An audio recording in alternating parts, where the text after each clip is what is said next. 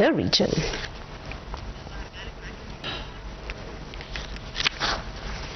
And for more on this, we're now delighted to be joined over the telephone by our guest for the afternoon, Dr. Mohamed Ezaby, the Professor of International Relations. Dr. Mohamed, good afternoon to you, sir.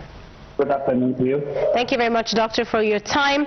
Now, two very strong condemnations by the Egyptian Ministry of Foreign Affairs. Firstly, condemning the targeting of the Khartoum International Airport, considering this, of course, a blatant violation on Sudan's sovereignty and a threat to the safety of the civilian facilities. The statement said this is an escalation that could further complicate, the security and humanitarian situation in Sudan, which is already very dire. How do you see this, sir? Well, we can say that in the last 48 hours, violence has intensified significantly, yes, with over 100 fatalities reported in a single day. This escalation reflects the fragility of the current ceasefire framework. Israel military operations continue, including airstrikes and targeted actions against Hamas positions. Hamas has strongly objected to what it is considered violation of ceasefire understanding. Because of Egypt is one of the main players, yes, of mediations, and is one by the confession of Donald Trump himself that without Egypt, so we won't reach to the ceasefire in Gaza, especially in the plan of Donald Trump for peace.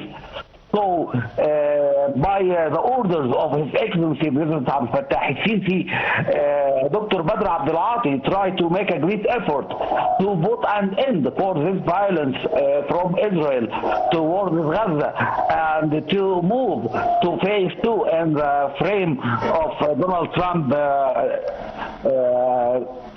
plan peace for plan, peace, yes, in Gaza. Yes. So many calls and many meetings from Dr. Badr Abdel Ati with his many foreign ministers, especially in Europe and other Arab countries, try to put an end for this violence from Israel towards the people of Gaza. And unfortunately, and more violence as well. There were attacks on the United Arab Emirates, which were strongly condemned again by the Ministry of Foreign Affairs, of course affirming their full solidarity and support for the measures taken by the United Arab Emirates to protect its own national sovereignty. Also, Egypt stressed its complete rejection of practices that terrorize, again, civilians or destabilize the Gulf region. How important do you see the Egyptian stance in this regard, Doctor? Well, there's a call between President Abdel Fattah al-Sisi and Sheikh Mohammed bin Zayed.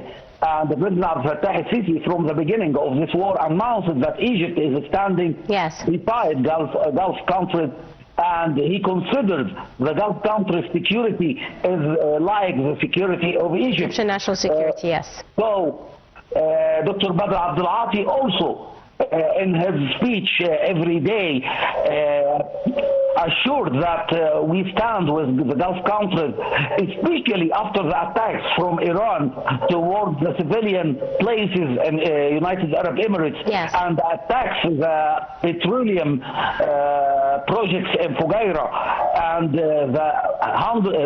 many civilian people injured and killed in this attack.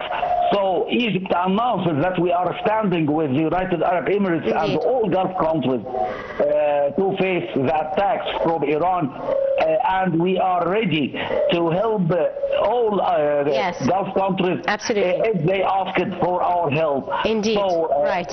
Dr. Badr Abdel Ati today announced the same thing, that the security of United Arab Emirates is like the security of Egypt, and we stand with United Arab Emirates, and we can do anything that the Emirates asked Egypt to do, especially we have in one region, and yes, His Excellency President Abdel Fattah al-Sisi, indeed, in right, his last call with Masoud Pezeshkian, assured that Egypt will refuse any attacks from Iran towards Arab countries. Indeed. We'll leave it at that. Dr. Mohamed Ezaby, our guest professor of international relations.